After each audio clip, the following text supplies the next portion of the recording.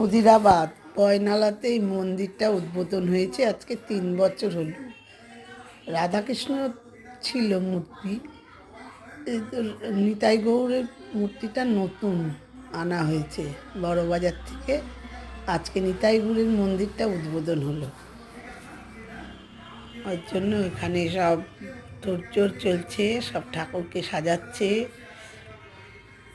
ফুল টুল দিয়ে। এদিকে সব প্রসাদ কাটকুটি চলছে, এদিকে আজকে সব ভোগ টোগ রান্না হচ্ছে, একদিকে খিচুড়ি প্রসাদ হচ্ছে আর একদিকে মন্দিরে সব সাজাচ্ছে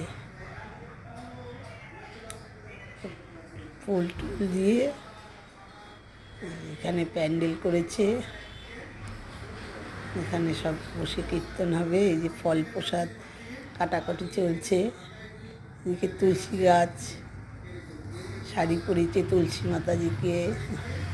পুরনো ঠাকুরটা এখানে বাইরে বের করে রেখেছে,